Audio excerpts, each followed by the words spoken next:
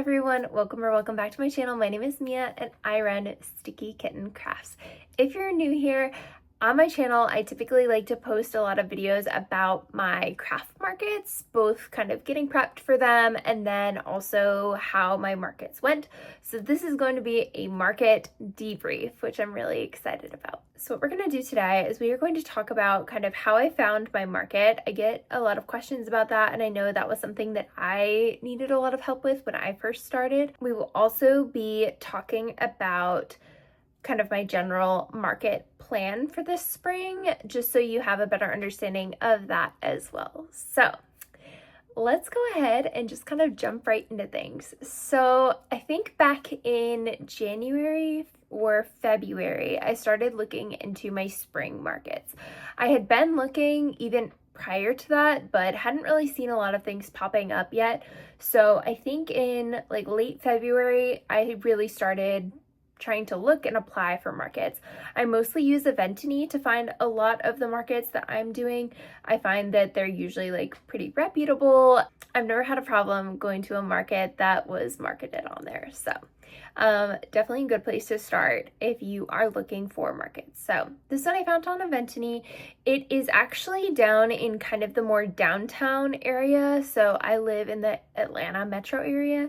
This was down in the downtown area. I actually have not done a craft fair down in the city yet. I have only really done markets up in the northern kind of suburbs. So I was really excited to have this opportunity because it would give me an understanding of maybe what the downtown Atlanta crowd was like versus my typical like suburb crowd. So that was really exciting for me. This market is actually put on every month. So I actually had originally signed up to do it in March, and I reached out to them because they weren't getting back to me about whether I was accepted or declined. And the market was coming up within about 2 weeks. So I really just kind of needed to know because I was going to need to do a lot of prepping if I was going to be accepted to it. So I reached out to them. They said that it was full, but they told me that they had some spots available in April.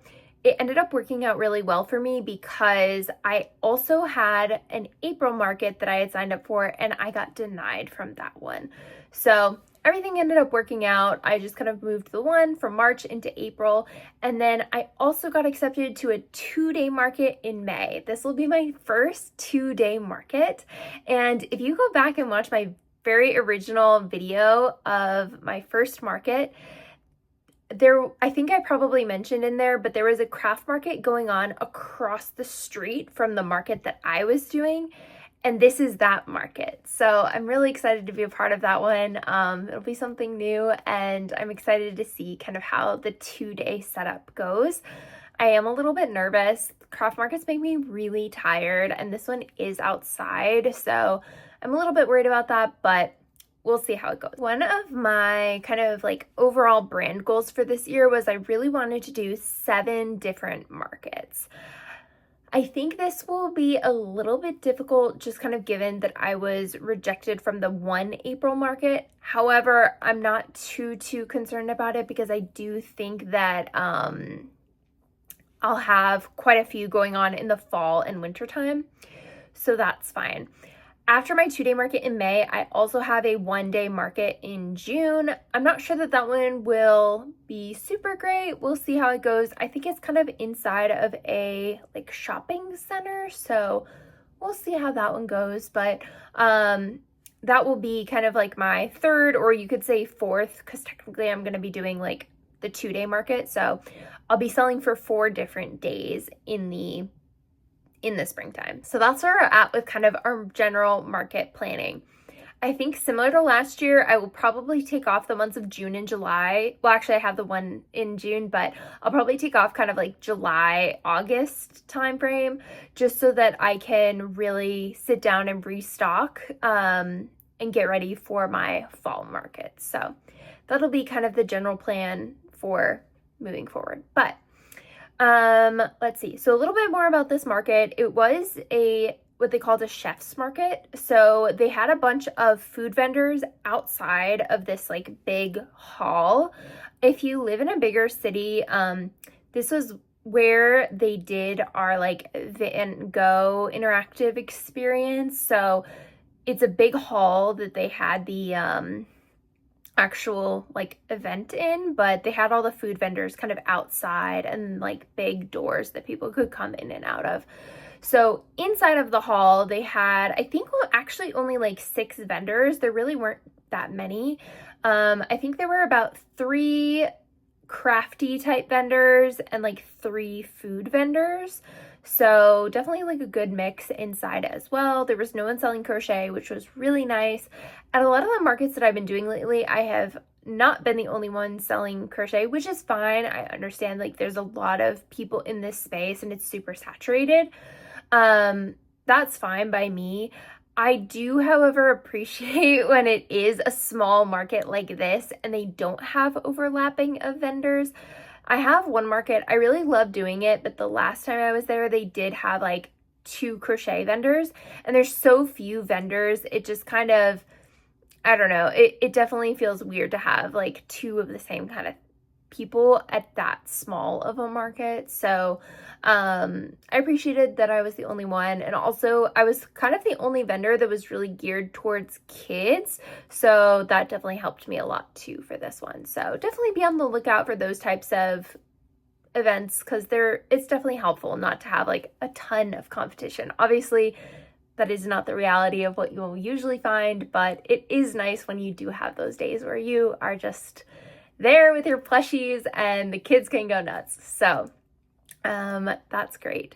So again, it was kind of a chef's market. At this one, they also had like a battle of the bands competition. So there is loud bands playing music in the hall the entire time. I did not think it was going to be the entire time, but it was the whole time. So I will say that also made it a little bit difficult to sell because I couldn't hear my customers. I couldn't like answer questions or really interact with them as much.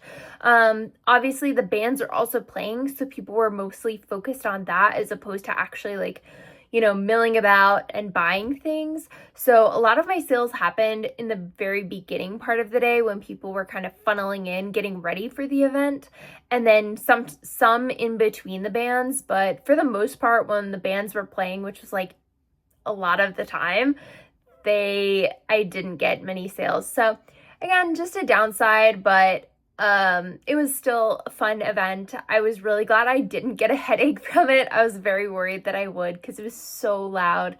And you are just kind of like trapped in this building with these bands for like hours and hours on end, but it was fine. So I liked this place as well because they had really easy like drop off, and like you could easily park, get everything out of your car. I didn't feel rushed to get everything out of my car either, so that was like another nice part. Didn't feel rushed, and it was a pretty easy like flow. So that was good as well.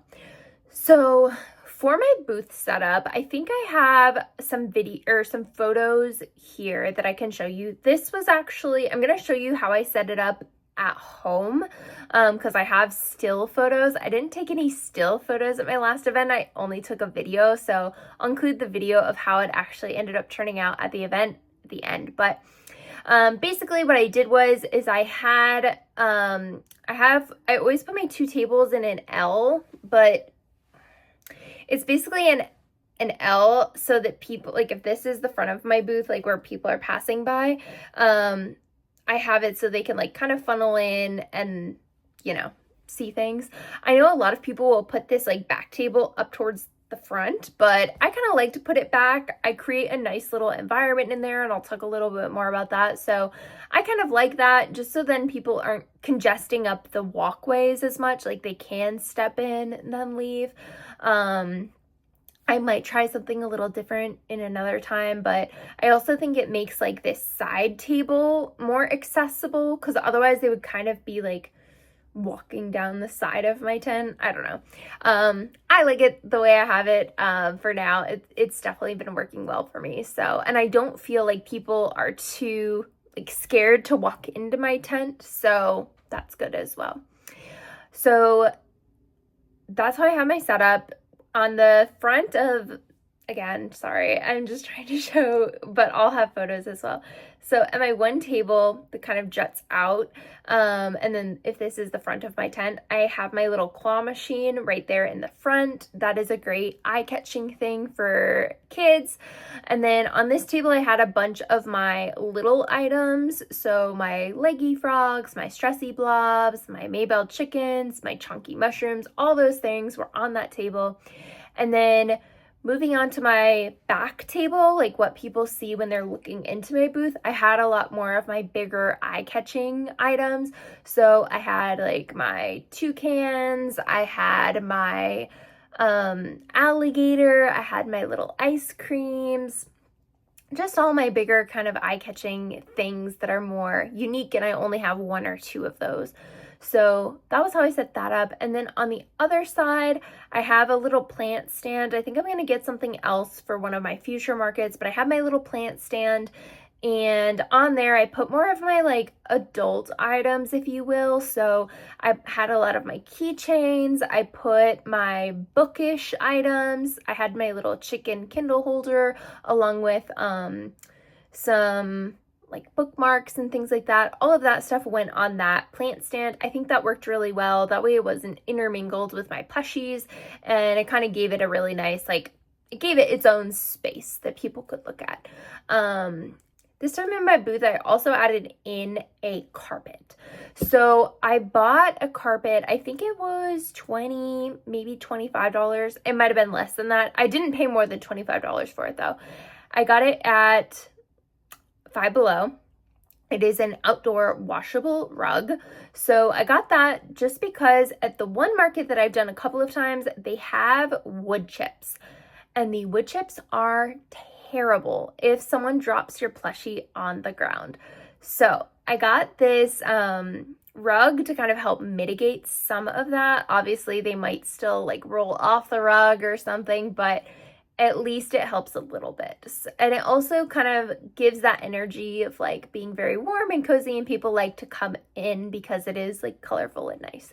So I did that. One other update I did was I got new tablecloths for my tables. I used to have kind of a creamy color. I still have them, but I wanted to get pink ones just to make it a little bit more like fun and on brand for me. So those are just some booth updates that I did.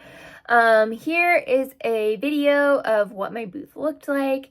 The lighting in this place was also really difficult to see everything. So I should have maybe brought some lights for inside my tent, but I will say the video is a little bit misleading. Inside the tent, it was not that dark, but it just kind of, it looks that way because the whole like hall was kind of dark. But I would say like people didn't really have a hard time seeing my items, but I think if I were to do that one again, I would bring some sort of additional lighting or something. I think they did tell us to do that, but I was just like, I don't have lights. I also wasn't really sure if we would be inside. Even though we were inside, I did bring my tent and set it up just because I used my tent to hang up a lot of my items.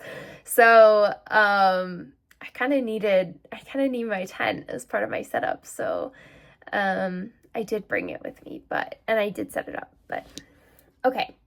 So we are going to go through all of the items that I sold. Okay, and then one last final thing. This event started at 2 o'clock, ended at 8:30.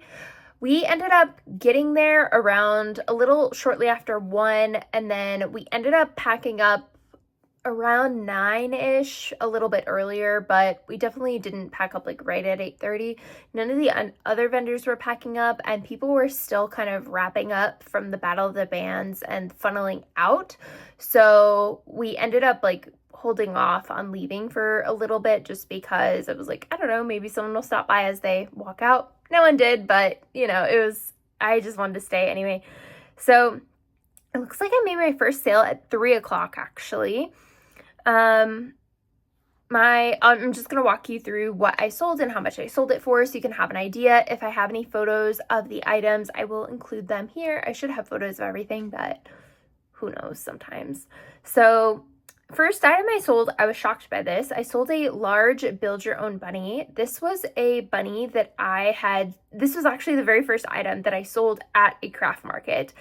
After I sold that one, I was like, oh, this is perfect. It went right away. And so I made 3 more, and then they never sold again until yesterday. So I've been sitting with these bunnies probably since last June, and I'd never sold. So I was really happy to see that one of them got picked up literally immediately. So I sold my bigger build your own bunnies for $65. The idea was that people could mix and match the outfits that they wanted. I actually did sell another one, but they both ended up just picking the outfits that I had already put together. So they didn't really like build their own experience, but that's fine. They liked what I had put together. So one build your own bunny for $65 was the first item. Second item was a keychain I've had for quite a while. It was the only one I made, but it looked like little cherries, but it was eyeballs. That one I sold for $7. Next, I sold 3 little items. These are definitely some of my best sellers at my market. So I sold an axolotl for $10 and then 2 stressy blobs for $10 each. So again, definitely like really good sellers. I think now that the economy might not be doing as well, those smaller items are definitely going to be a huge hit. So definitely something that I'm going to be doing moving forward is just bringing a ton of small items. I will say though that it was really kind of these more niche items that people were buying. I don't think I sold a single. I did sell, I think, 1 stingray. We'll get to it. But I didn't sell any octos or any chickens. So that was a bummer, but definitely like $10, $15 items are, I think, where it's going to be at for a while. So those 3 items, again, each $10, total of $30. Next, I sold a Francisco. So he was one of my little March Crochet Madness creations that I had in my bracket challenge. I sold him for $10. I think I should have probably sold him for more, but I need to redo my pricing, I think, on him and just see how long he takes me and how much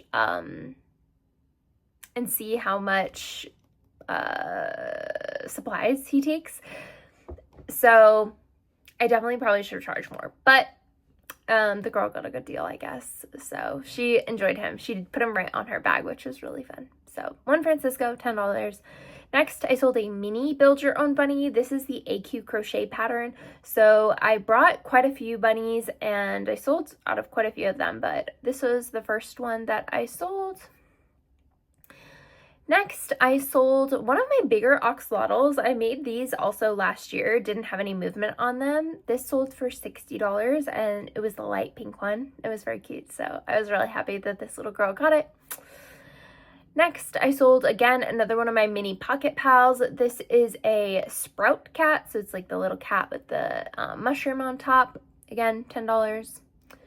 Next, I sold a leggy frog. This one actually sold in the candy corn color, which I was very surprised by because I've had this one and I honestly thought about just like shoving it away in my Halloween stuff, but I was like, no, I'll just keep it with my other leggy frogs, and it sold. So $10, another great small make. Next, I sold a chicken Kindle holder. So this is like a little, it's a chicken and it has 2 pockets on the side. One's more shallow so you can stick your Kindle in it and the Kindle will kind of hold up against the body of the chicken so you can read it on your lap. The other is a larger pocket so you can put your phone or something in there while you're reading. That I sold for $45. Next, I sold another big build your own bunny. Again, really surprised that I sold 2 after not having sold any at all, but Easter is coming up, so I think that's why the bunnies did so well. Next, I sold a build your own duck. So these are the AQ crochet patterns as well. Same concept. I had quite a few hats, quite a few ducks, and people could pick and choose whatever duck and hat variation they wanted. So that was great. Next, I sold a leggy frog and a stress blob, both for $10. Next, I sold 2 big chubby kitty cats. I've had these for a long time, so I was surprised that they sold, but also not surprised that it was my niece and nephew who bought them. So because the one had one, the other one had to get one as well. These were $70. One of them got a black with gray stripes and kind of like a gold eye because the black eyes weren't showing up on the black cat. And then his sister got a white with rainbow stripes. I love the white with rainbow stripes. It's so cute. They also got, in a second order, they got a Klaus the croissant crab. He was $45, and then a mini chubby ferret for $15. So they had seen that I had made these items, and these were the reason why they wanted to come to the market. So they came to get them, which was very cute. But I was very glad that Klaus the croissant crab went to my nephew because Klaus has been a fan favorite in my March Crochet Madness series, so I was glad that he took him home. Next, I sold a leggy velvet axolotl. I sold him for $15. These ones I think are going to be a good market hit, which I'm really excited about because I made this pattern myself. So I'm very happy about that. This one I did, it was a pink body with dark pink gills, but very cute and has the little kind of like leggy frog legs as well, so very fun on that one. Next, I sold another build your own bunny for $20. Next, I sold a Hatcher the Hatching Chick for $18. I brought 2 of these to the market, and I was honestly surprised that the other one didn't sell just because Easter is coming up. But I think I have too many things in my booth, so people are, I think, feeling a little bit overwhelmed with how much stuff I have going on. So maybe people didn't quite see them, but the Hatcher, the lady said she was going to use it for her child's Easter basket. So that's cute. Next, I sold another leggy velvet axolotl. That one again was $15. Next, I sold a stressy frog for $15 and a stressy blob for $10. The stressy frog is kind of my merging of the leggy frog and the stressy blobs, so they usually sell pretty well for me. I only sold I think one this market, but usually they do okay, and I'll sell a couple of them here and there, but people really like the stressy blobs because they're only $10. All right, so that was actually all that I sold at my market. On Sunday, however, my good friend bought my Melis the dragon from my March Crochet Madness series. She loved the dragon so much, so she asked me if it was gone after my market, and I said no, so she bought it. So that one was $110. So I'm not really attributing that necessarily to my market sales, but it didn't sell at my market, so my friend bought it. So in total, I made, I think $723.10. I forgot. I actually had, I sold 3 keychains as well. So, again, my niece and nephew both wanted to play my claw machine. So they both got, I can't remember if one of them got a fish. I know he got a big chicken keychain. And then I can't remember what she got. And then there was one other little girl, she paid in cash and she got she did the fish. So I gave them a little jar that had the fish in it, which was really cute. I think I have a photo here, but she really liked that. So I did sell 3 of those. So my total came out to be, like I said, $723. So not too bad. The booth fee was $125 for this one. So I will say I think the booth fee was a little bit high given the amount of people that they had coming. They told us up front that there would be about 200 to 300 people, and I do think that is accurate. However, I think that that's a little bit high of a booth fee just to for that many actual people coming around. I have done quite a few other markets more in northern Georgia, but the booth fee was $150, but they have literally thousands of people coming. So yeah, I don't know. I think it was a little bit high. But again, I would probably do it again. It turned out well for me. I also don't know what their traffic looks like when they don't have the Battle of the Bands going on. So that would be another thing I would kind of maybe want to suss out before doing it again. Just because I do think the Battle of the Bands brought in quite a lot of the customers that I had. So overall, it was a good market. I don't think this was my best one, but it was definitely up there, very close to it. Honestly, can't complain. Super happy with how it turned out, and I'm excited to, number one, still have a lot of inventory moving into my next markets. Oh, this is something I was going to talk about, but I forgot to in the beginning. So I had wanted to do a bunch of videos kind of about how I prepped for this first market of the year. However, I was really busy and I had a work trip actually the Thursday and Friday before my Saturday market. So it just kind of turned out that I wasn't able to I wasn't gonna be able to like film a lot of like the days leading up to it just because I was busy. So I will likely do that for my next one. There's quite a few things I want to change moving into my next market, so I'll probably need to be doing a little bit more prep. But another nice thing was I actually had about, I think, $4,000 worth of inventory before going into this market. Just because I had done so much market prep in the fall for those markets. So I really have a good strong base, and now I'm just kind of adding back in like larger pieces here and there, also filling in gaps for the smaller pieces. So I think in the next month I'm going to be doing a lot more market prep because I definitely want to have enough stock going into my next market, especially those smaller Pocket Pals. I think those are going to be a huge hit. So if I can make like oodles of those in the next month, I will be really happy. And then also making maybe a few more of those like furry ferrets and things like that that are like less money, smaller. I think that would be good. And then also making a few bigger staple pieces, like the ones that really draw people into my booth. I'm not sure what to expect really for this 2-day market in May. I know it will be very busy because like I said last year, I was at a market across the street from it and we got a ton of traffic because they had a ton of traffic. So definitely hoping to like have good traffic and a lot of good sales that weekend, but we'll see. I feel like right now things are very like up in the air just given all of the like financial uncertainty in the world. So I'm hoping it will still be good and people will still want to buy something squishy and plushy. But that's about it. I think I covered pretty much everything I wanted to about my market. Again, I'm sorry I haven't been posting. I say that every video, but I am going to do a upcoming video about my March Crochet Madness series and kind of recap that, talk about how it went, talk about what I might do differently next time. And then, like I said, doing some market prep videos. So we'll get to everything eventually. But I appreciate you guys for being here, coming back, watching my content.